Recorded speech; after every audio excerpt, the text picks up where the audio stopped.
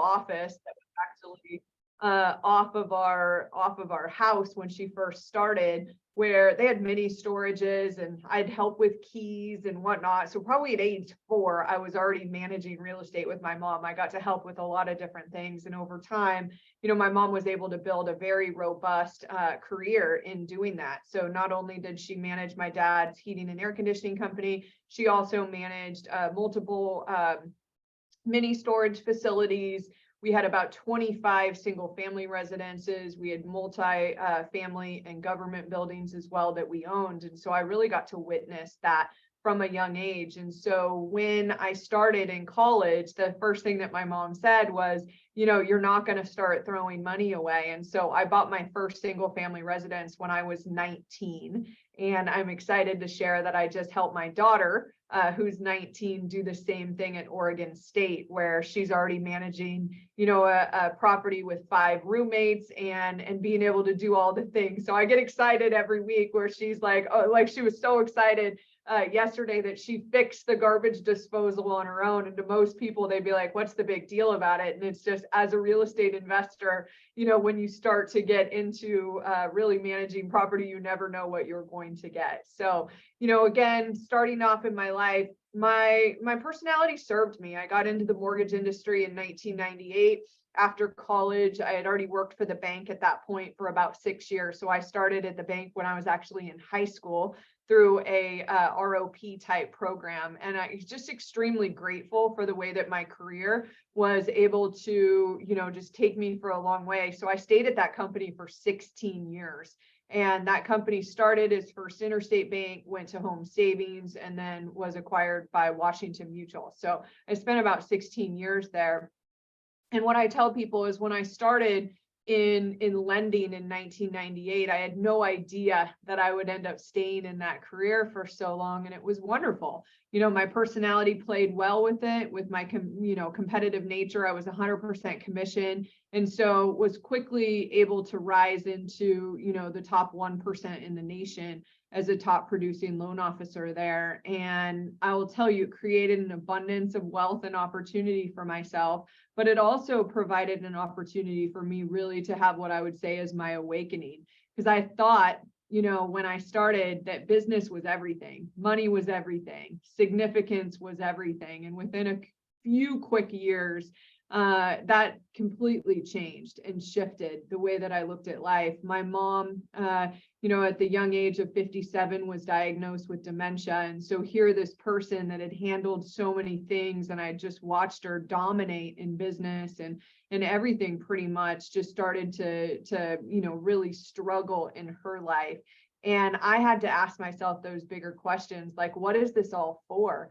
She had accumulated all this wealth and all of this property. And then all of a sudden it was like, none of it mattered, to be honest with you. None of it really mattered because she wasn't able to do the simple things like turn on her computer and send something out. And so we ended up over the next couple of years, pretty much just selling the entire portfolio and being able to put my parents into a position to prepare for, the next 11 years of her illness, really overcoming her. And I'm grateful for it now.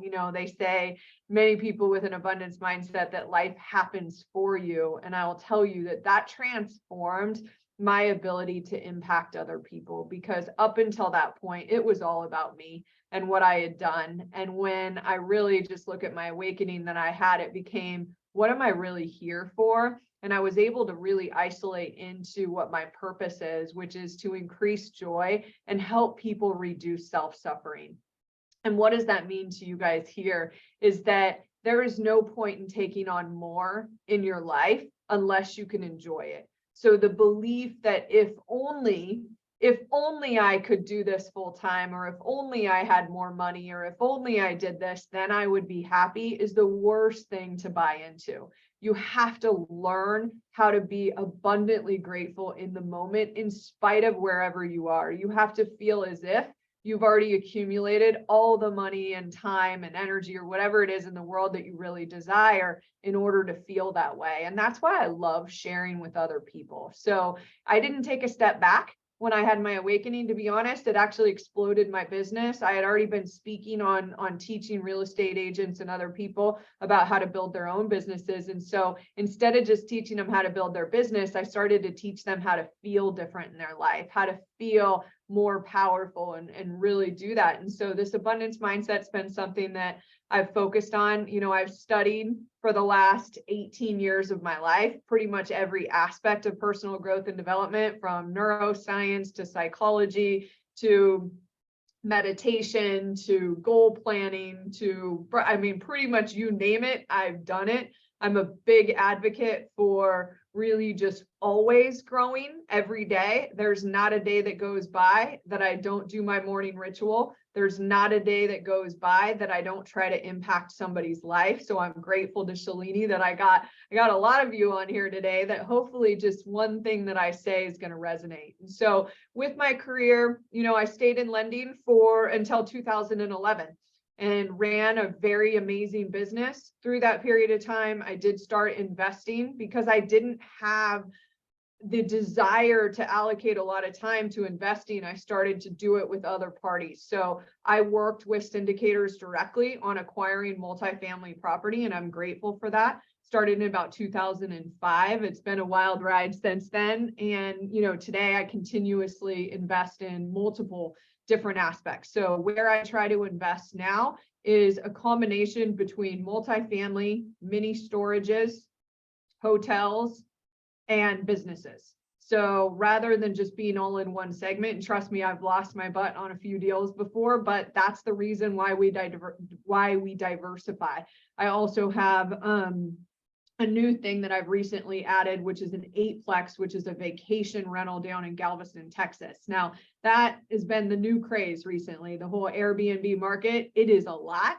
I'm not going to lie. There's a lot of learning lessons involved in being able to do that. And so it is not something that you want to go into lightly if that's something that you're considering. Now, I always say make the most of, if you've got a property and you're leaving for a week and you want to rent it out. I have friends that do that every weekend. They leave their house in Coronado and they go to the desert, and they're able to, even use their own primary. So there's so many different ways to invest. I'm the type of person that I don't want to be the general on these deals. So I have contacts that are out there that they know if I need to deploy capital or whatever it might be, that I'm able to really find those opportunities with those syndicators that do that. So it's not one size fits all. Yes, you can go out and buy a rental. The easiest thing to do really to get started for those of you that are starting is to take your existing home, convert that to a rental, and then go buy another house. And then you just kind of keep moving on. And that's, really how I started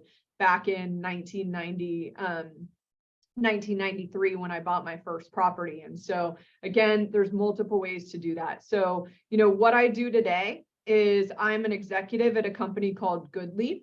Actually, our CEO, who I joined forces with 11 and a half years ago, was just on the cover of Forbes magazine. We are the largest financing company in the solar space and soon to be in the home improvement space. So again, financial technology company that provides financing for people that want to do solar and want to do green energy improvements on their home. We're 100% B2B. We don't do anything with consumers. So, it's been exciting to be able to grow. On average, I hire about 50 to 60 people a month, and I'm responsible for 4 different divisions within the organization. And that's where I look at time as being abundant. I get to choose how I prioritize my time. I don't want to go out there and hunt for the next great investment. Now, I keep my eyes on stuff, but I have other people that do the hunting for me and then bring those opportunities to me, and I'm able to make those decisions as well. So big advocate of diversification. Again, that's the reason why I have multiple investments. I'm still heavily invested in the stock market. We have a hedge fund here at the company. We do different things. I've lost my butt on crypto like everybody else out there too, but it was something that when you're able to diversify and only allocate a certain amount to certain things, it's okay. Like, it's okay to lose some money. And that's where abundance comes in. And that's where this mindset comes in. So if anyone asks me how I was able to create, the business that I did, being a top producing loan officer And then quickly, like I literally left it. In 2011, Hayes called me and said, hey, I want to change the world. I've got this small company doing whatever it is. We're valued at 12 billion today compared to your company's nothing. But in the private sector, we're definitely one of the largest privately held companies still out there. And I walked away. I walked away from an entirely successful business to join forces with him and really just do something different. And that's how abundance can guide you. And so no matter what your goals are, maybe it's to continue to work where you are forever and dabble on the side, doesn't make any difference. Mindset is going to help you in every area of your life. And this is what I want to share with you today, is that the abundance mindset is what's allowed me to create not only the lifestyle that I really get to live and play in. I look at life as an adventure, but it's also magnetized me to be able to attract in whatever I desire. So I am an avid meditator. For those of you that don't meditate, I'm going to tell you right now, everything in personal growth and development is elementary school until you get to the power of reprogramming your mind in order to be able to attract in more. So if you aren't familiar with it, I'd start with maybe Joe Dispenza, some stuff Mind Valley has, and really just commit to learning a little bit more. Now, like you, many of you are probably like, but I need the proof. Like, it's not, if I can't see it, it's a lot woo-woo. I was in that same place as you. There's so much proof that's out there now that actually, whether it's backed by MRIs, it's backed by, so many different experiences that people have had. It is really important that you start to see this as like, wow, there actually is a lot of tangible proof that I can create the life that I want simply by adopting the mindset that's going to be most powerful to me. So, what I'm going to go through today is really just an abundance mindset presentation that I do on a regular basis. So over the course of the last 11 and a half years that I've been at this company and been here, I've written 2 books. Both books have a lot of mindset in them. I've spoken on stages and with as many as 1,000, people that are there and continue to try to share this message with other people. And the reason is because I care about how people feel. If we look out in the world today, most people feel overwhelmed.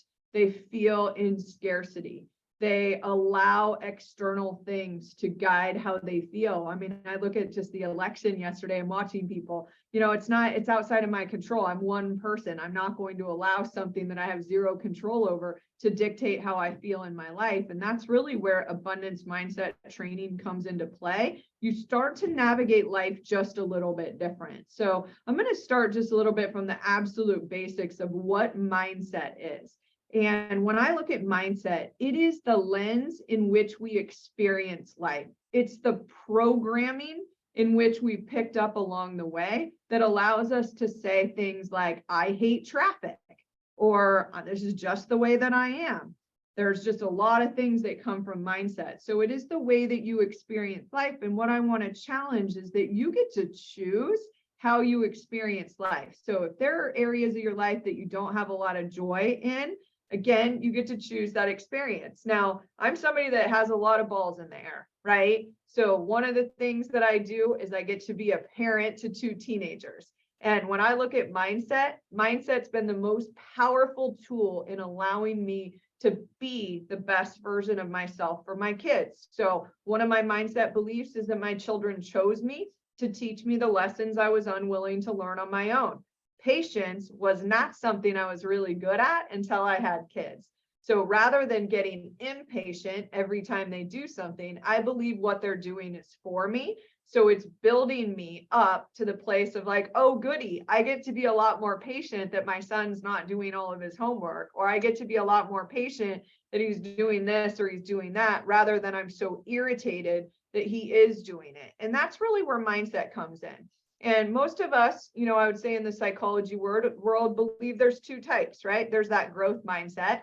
Book by Carol Dweck on mindset is phenomenal from a very basic level of understanding the 2 differences, growth minded and fixed. So growth says, what's good about this?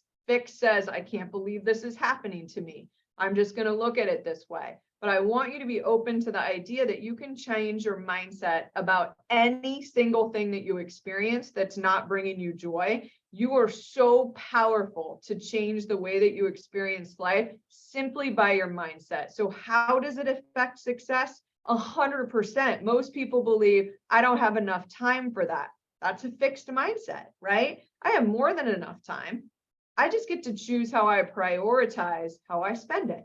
Some things are a priority, other things aren't. Now, I look at success in my life. I have had to hire people that make less money than I do to do every single thing that I don't want to do. And that's how I live my life.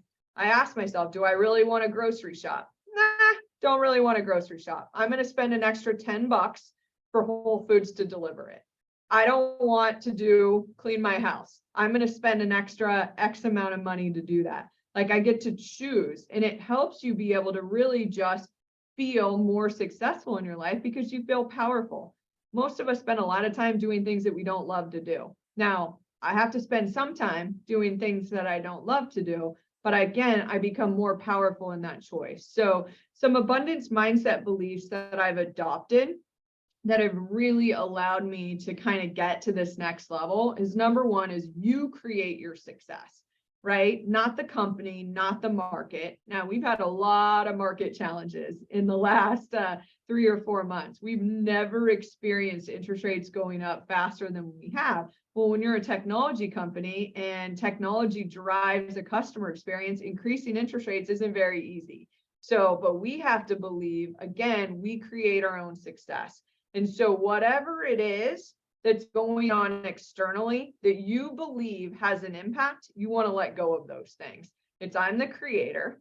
Like how many people have come from big companies that have then started other big companies? And it's just one of those things that, again, you've got to step into that power of I'm the one that really gets to set the tempo for how I live my life. The next one's that you're worthy of it. Like really believing I'm smart enough. I deserve every single ounce of goodness. There's no sacrificing being a good parent because you're trying to work and do other things. None of that. It's just I'm worthy of it all. I can have it all. I get to create how I spend my time, but I'm worthy of it. The next one is life happens for you. So many people believe this is a Tony Robbins philosophy. It actually dates back to the, Buddha, the Bible, other places that just you will get whatever you need.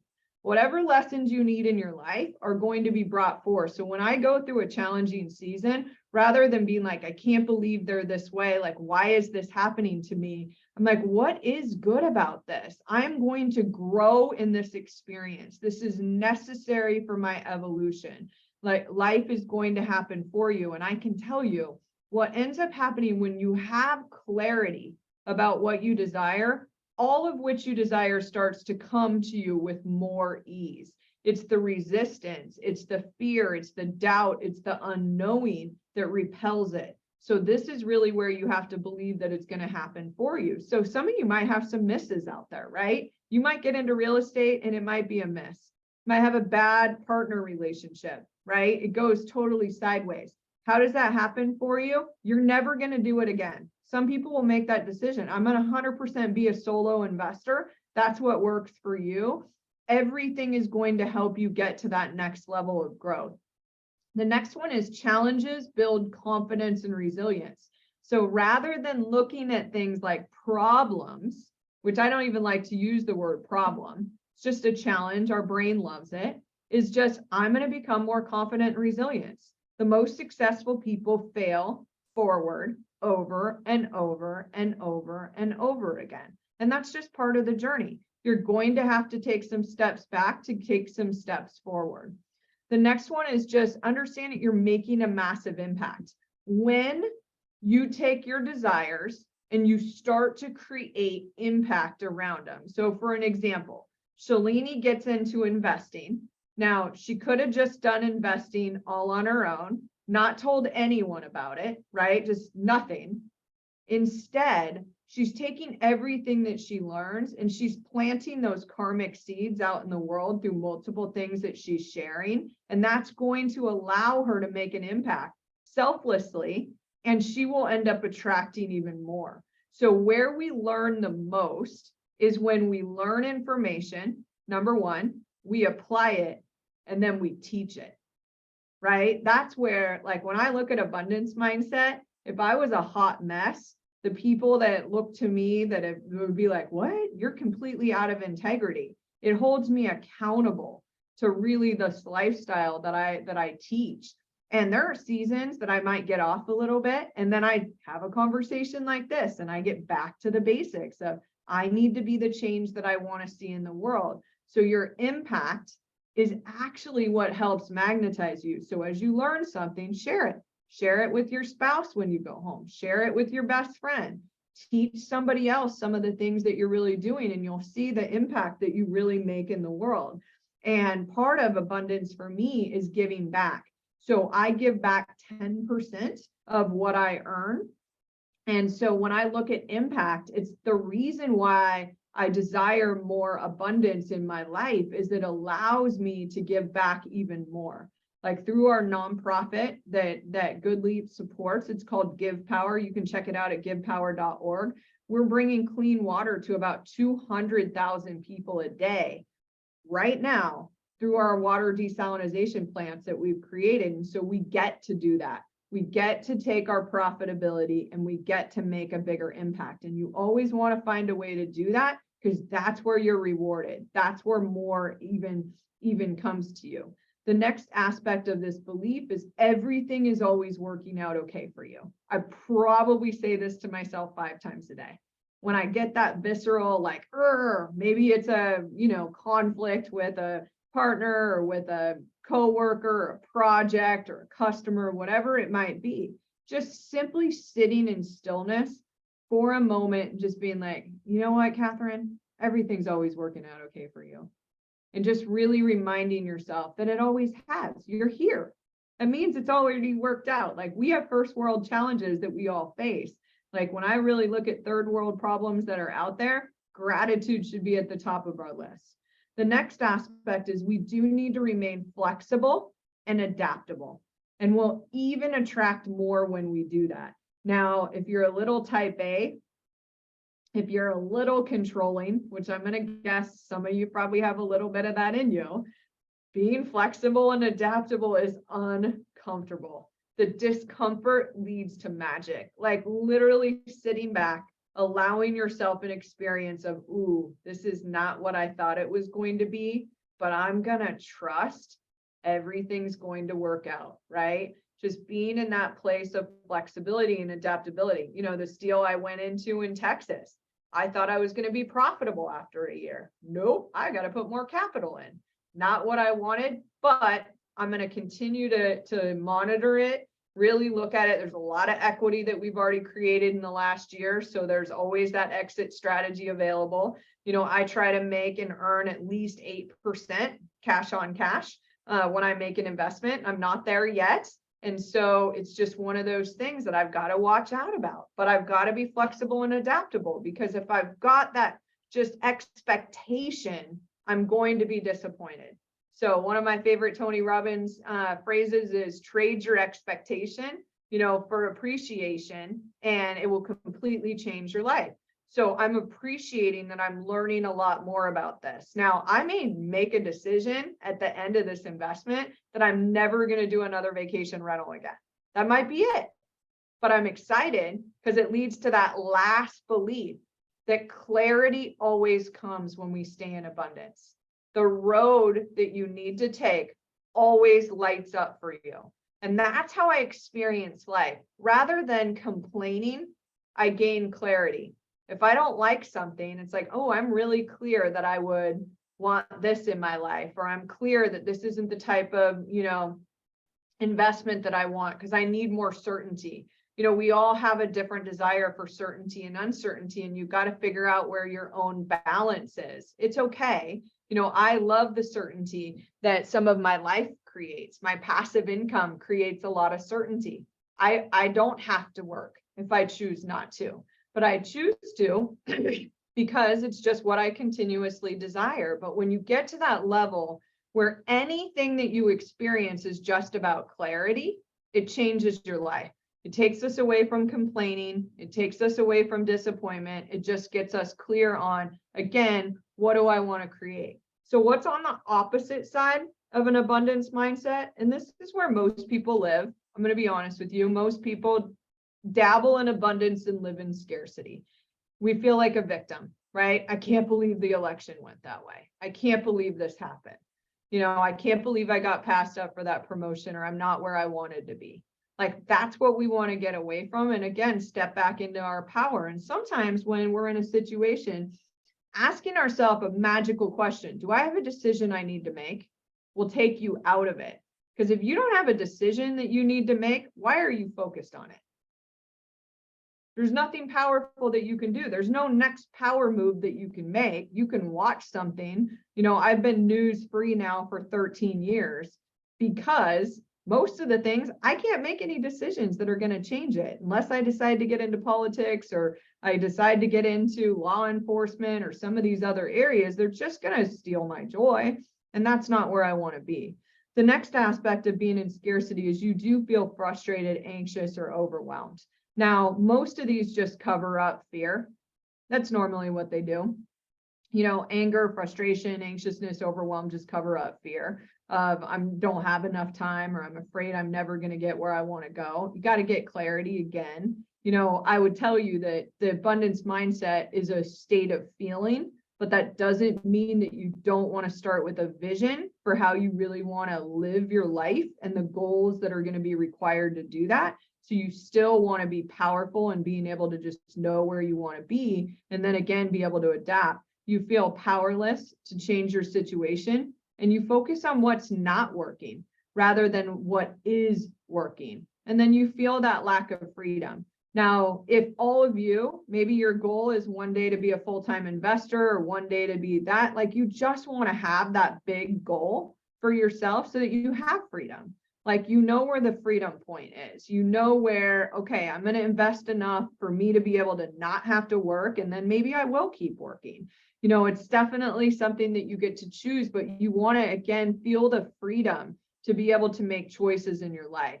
So I'm going to give you some steps that are really important to be able to help create an abundance mindset. Now, you don't have to do all the steps. What I would encourage is that after today, and maybe you can pick one or two and pop them in the chat that you're going to really focus on. But if you could just take a couple steps towards living this way, it would make a huge difference. So to start, I will tell you, I focus on mindset daily. I have a morning ritual that I do 365 days out of the year, where I look at my vision, I look at my goals, I journal, I meditate, I practice gratitude, and it really does allow me to step into abundance because I never know what's going to happen once I step foot at my office. I never know. It could go one way or the other on a daily basis.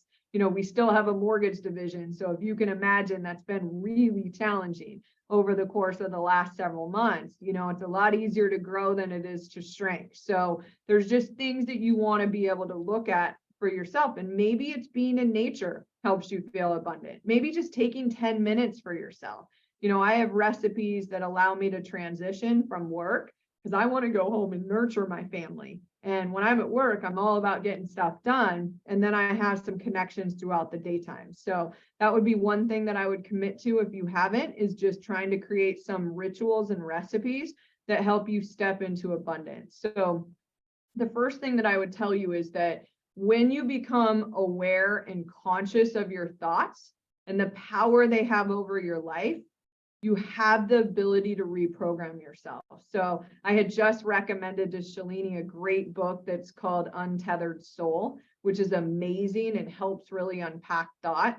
Eckhart Tolle is the expert in this place, Power of Now. That was the first book that I read after my mom got sick. It totally changed my life, but man, was it a hard book to read at the time. Now it's a much easier that I understand consciousness and really being present.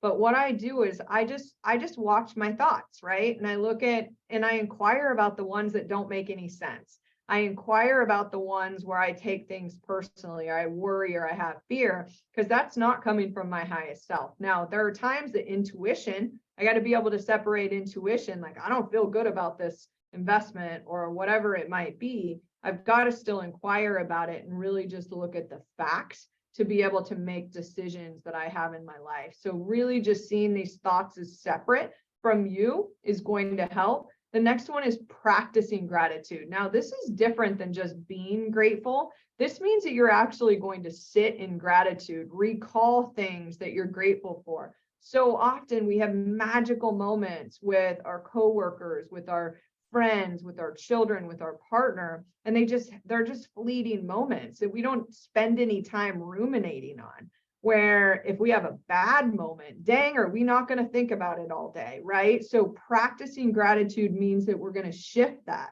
rather than practicing, ruminating on something that's negative. We're going to shift that into practicing on something that's positive. Believing in unlimited possibilities. If you would have told us 11 and a half, 12 years ago, as we started to just shift the company and whatnot, that we'd end up where we are, started as a mortgage company with a small solar company that sold to Solar City and now have become the largest financing platform in this space. We believed in unlimited possibilities. I believed that I could do this and be a good mom and write books and speak.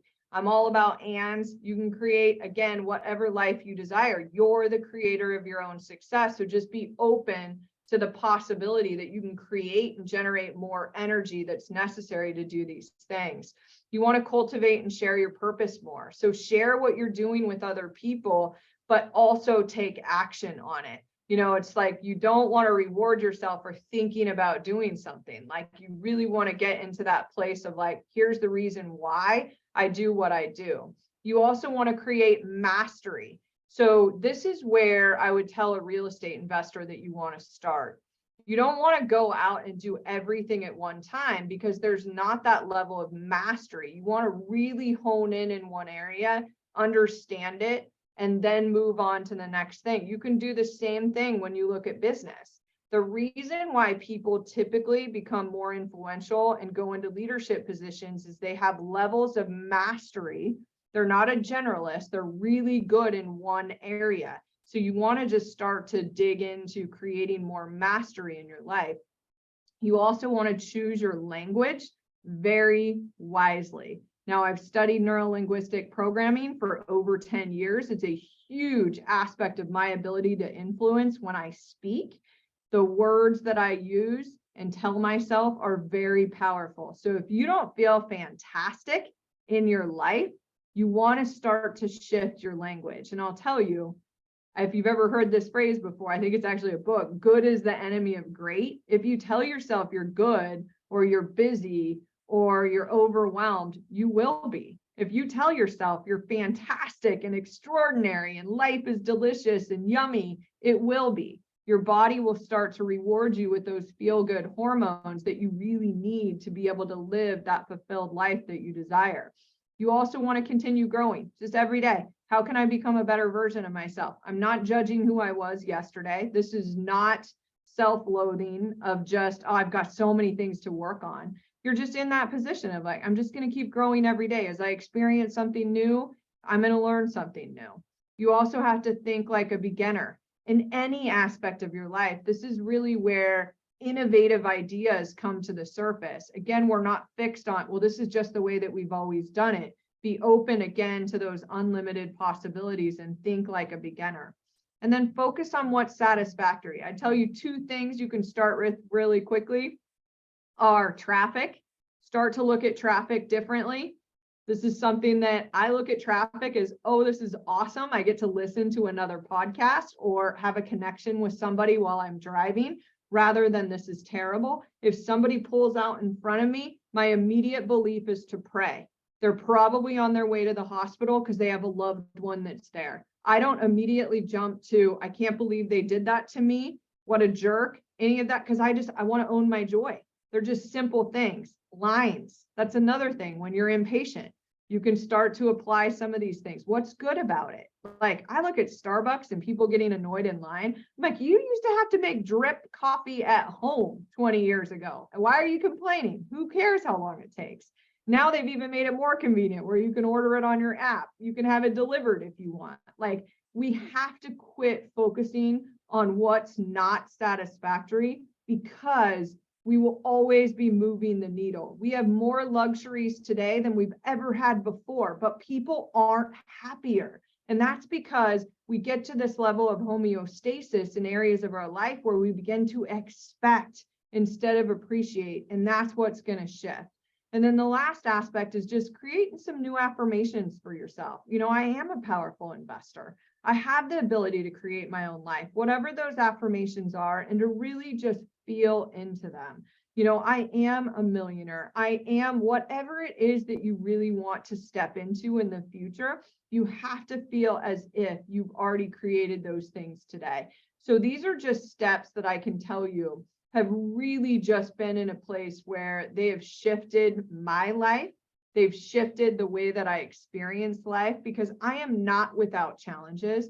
I have a lot of challenges within my family. There's been a lot of loss. There's been a lot of ups and downs in business. There's been a lot of ups and downs in investments. But my belief that everything's always working out okay for me is really what drives that next level of attracting and magnetizing myself to anything that's going to align with my goals and what my vision is. So, Shalini, I have just talked nonstop for about 40 minutes. So I'm going to just open it up for some questions. And then I would love, when I went through that, is to have you guys just pop in the chat, maybe some areas that you want to focus on in creating more abundance for yourself, and really just being able to hone in on a couple that you could really apply.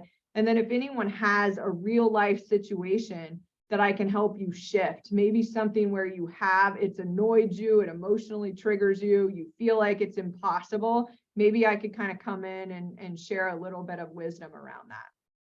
Oh my God. Kelly, you said you went nonstop, but there were so many golden nuggets from there that I have all these notes on. So thank you for that. I have a couple of questions, actually, just what you ended with in terms of areas that are trigger points for you. So there are at least two things that I can think of that happened last week. So the first one is that I have a few things going on right now at work, outside real estate transactions as well. So I had my cousin visit me this weekend, and it was a sudden change of plans, and I was hosting. So in my brain, I was like, oh my God, I have all these things to do. So it goes back to that scarcity mindset of time. And then I have here a family member that I would love to spend time with. And if I think about, okay, my vision statement, it's being present and having great relationships. So there is this conflict of, okay, eventually I'll get there when I'll not have this, but I don't think that's the case. Eventually nothing happens. It's always in the moment. Yeah, so I would love to hear your thoughts on, how to go from that scarcity mindset of I have so many things to do, I don't have much time, to be that time abundant mindset. Yeah, so one of the beliefs is I'm a master of priority. And so I look at my priorities every day. So for myself personally, it's God. Then it's my emotional and physical well-being. Then it's my sweetheart and my children. And then it's work. And so as I filter experiences, and sometimes I just have to write it all down, right? I have to write down everything that I believe that I have to do. And I start to cross off things, or I move them. And I really ask myself, like, is this super important? So for me, there's a couple non-negotiables that I have. Like if my son asked me to play catch, I drop everything. I'll cancel a meeting. Like I have him for, 8 more months before he goes off to college. So there's just non-negotiables. My other non-negotiables are getting my own oxygen, right? Getting my own physical and emotional well-being in check before I do these other things. So in a situation where you have so many things, you also want to be present. It's just being able to say, like, what do I really have? Can I move any of these things? Are they really as important as I think that I can be? Are there any shortcuts? Can I ask for help? That's another big one. And asking for help might mean that you have Instacart do your grocery shopping this weekend and you're not going to do it yourself, or you do this or you do that. but like really going through those priorities and being able to cross off, delegate, or move forward, and then reassessing and recommitting to that time with your cousin. Hey, because we've got to be adaptable and flexible. Originally, I thought I was going to have 5 hours of quality time with you. It looks like it's going to be closer to 2, but I want to make the most of it. So I'm not going to bring my phone. I'm going to, whatever that might be, so that you really can be in that moment with her. Most people don't have a lot of present time with people. They think they do. They're in one another's presence, but their mind is in 100 different places. And most people would rather have an hour of you than 6 hours of you doing all of these other distracted things. Does that help? Yeah, it does. It does. I think the key is that being a master at prioritization, and then be willing to have that deep knowledge of what your priorities are. And then you make choices based on that. Okay. Absolutely. Overwhelmed encompasses way too many emotions. We want to get away from feeling or using the word overwhelmed. Big thing in neurolinguistic programming. You're telling your brain how it needs to feel, and that's where we shut ourselves down. We start to have stress, we start to have anxiety, because it's normally not the actual things that happen or need to happen. It's our thoughts about the things that need to happen or are going to happen that cause suffering. Yeah. Okay, I will wait to see if anybody has any questions. Pop it in the chat, you guys, please. Yeah, please put your questions in the chat box. Or if you have any questions, unmuting yourself, let me know. Raise your hand and then I can unmute. I know last time there were some issues about unmuting yourself. And don't be shy. Yeah.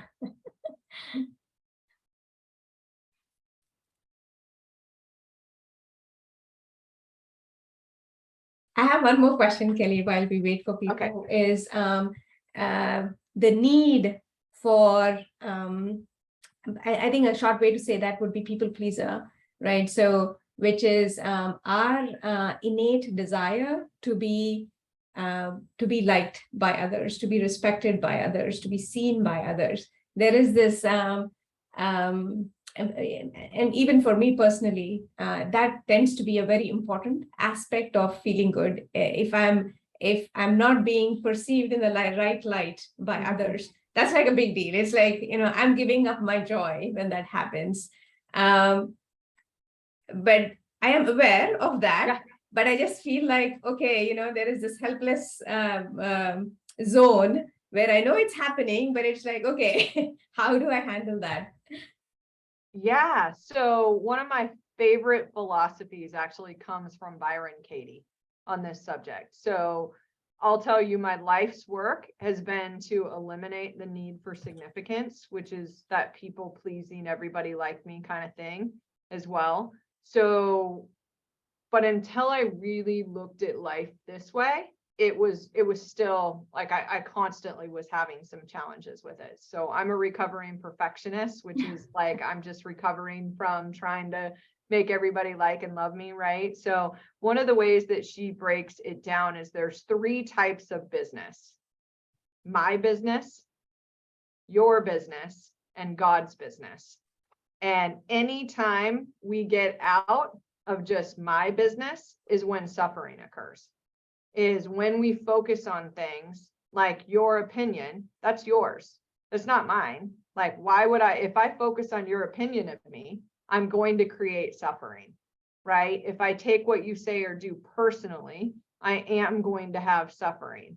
And so when you look at it that way, whenever you have that visceral trigger of like, oh, well, I wonder if they like me, because we're constantly telling ourselves stories. And in my last book, Big Voices, I have a whole section on managing emotional triggers, right? And so one of the things that I would say is that when we feel that, the first thing we have to realize is that when we don't know the truth, our brain tells itself stories. It filters it through our programming. So we want to watch it. Like, is it true? Have they told you I don't like you? That was stupid. I can't believe you just said that. Have they really said it? And so she has a process called the work that really is all about like really judging whatever it is that's going on and asking yourself some questions. But when you look at business as 3 types, my business, what can I control? Your business, what are you doing? And God's business. So God's business could be anything, right? It could be earthquakes, deaths, whatever it is. Yours is politics is gonna fall into that, things going on in the world. I was working with somebody that gets really triggered over litter. And every time she saw it or saw somebody do it, like she'd literally lose her joy. And it was like, but that's not your business. Like, what is your business? Your business is, I could stop, pull over on the side of the road and pick it up, but I'm not going to judge this other person because I don't know what they were thinking. Like, I'm not going to spend any energy on that. And so that's what I would tell you, is that all of our work is to not take things personally. All of our work is to reduce the need for significance that we have. That doesn't mean I don't need to be appreciated. One of my love languages could still be, basically affirmations or being affirmed, but it just means that I'm not going to suffer if I don't get that. I have enough, like I'm more than enough without anyone else's opinions. So you're going to want to filter it through that lens.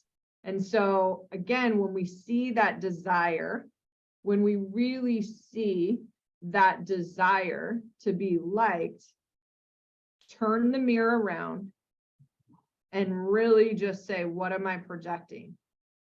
Do I really need to like myself more? Because if I like myself enough, it's not going to matter what anyone else thinks. And this doesn't mean that you don't love making other people happy. I love bringing other people joy. I love making people feel great about themselves. And if they don't, it's not my business. Yeah. Now, having teenagers, magical on this, right? I mean, when my son was in 8th grade, basically 8th grade through his junior year, I had to drive him to school with moodiness. Before that, he was totally great, right? And then an alien showed up one day, and it was like the most moody kid I've ever seen. One day he was fine. The next day I was like, what did I do? Right? And so I got to sit in that discomfort of I wanted to fix him. I wanted him to be as happy as me. I wanted him to start his day with positivity. Now, what am I really secretly doing? I'm judging him. I'm judging him. And so when I turn it around, it's just like, I wish I was happier. I do. I wish there's times that I wish I was happier. What he does is none of my business. Yeah. And so look for those teachers in it that are really going to be able to help you with that. Does that make sense? Yeah, it does. It does. Reduce the desire for significance. Yes. That, and Tony Robbins, really just nails it down into some basic needs that we have. And he views it, which is not necessarily 100%. I mean, he's not the authority on it, that significance can be the opposite of love. When we're desiring significance, we're just not loving unconditionally. We actually want something. Yeah. And so when you get away from that, it's like, I no longer want or need, I just give. And when I can't give anymore, I give some more because I'm not expecting anything in return. Yeah. Thank you. I see some questions here. Yeah. Nick, do you want to unmute yourself and ask your question? Yeah, can you guys hear me? Yes. Yeah, so really one of the challenges that I see, so I work at Adobe, obviously. My wife, she manages our real estate. And it's just been a challenge to delegate some of the tasks that she has to do with real estate that really doesn't contribute to growth. Yes. And so now, because we have accumulated a lot of properties in the last 20 years, and now it feels like we have busy work, but we want to get on the path of growth. Absolutely. Great question. So the first thing that you want to start with is really figuring out who the who is, not who the person is, but like, what is that next best hire that's going to change yours and your wife's life? Really isolating, what job description it is, because what I'll tell you is that most people now are using a combination of virtual assistants to do certain tasks or whatnot, and potentially somebody that's boots on the ground. And so figuring out the who, And then you will attract in the actual person that you really need, because some people, when it gets that big, they actually need somebody to manage the whole portfolio. There are people that will come in and do that. And so delegating, I would tell you, is just going to be, I would look at it as an adventure. And who are the people that could help me? It's not going to be easy. Like, you don't want to make a decision of, we got burnt by this one person, they didn't do what they wanted to do. Most great investors are going to burn through, cleaners and different types of property managers or things over Right. time, because what happens is somebody normally shows up the first year or two in doing their best, world class, right? And then over time, it starts to kind of go down. And so the second that you see that point happen with one of these people, you've got to address it immediately, reconfirm with clarity exactly what you're looking for, and performance manage them up or performance manage them out. Yeah, no, that makes sense. I mean, we've had, like you said, we've had challenges with property managers. Yep. There's been ones we've had to fire, and when we've done that, it was the best thing we did. And right now, like, one of the time sinks we have is really the bookkeeping. I mean, it's just takes a lot of time, that managing, things that the property managers need help with, and then looking at the market and what we want to focus on next. So it just feels like definitely too much for us to handle, and we do need to delegate. Absolutely. So I would say bookkeeping 100% virtual assistant. Okay. Just 100%. And what you got to do is just find the right ones, interview, get references, find other investors that have used really good ones, and be able to move forward on. I would use VAs for as many things as possible. Number one, from a cost perspective. Number two, the first thing that you want that VA to do is document exactly the process in which they're doing everything, with videos and whatnot, and just say, I want you to walk through this. You own those assets. So if you ever have to replace them, is the easiest thing to be able to onboard a new VA. Oh, that's a good tip. Thank you. It is literally life-changing, because I'll tell you, VAs by nature will be great for a certain period of time, and then they won't. And so as you document every single thing that needs to get done, it's just plug and play. Yeah. Right.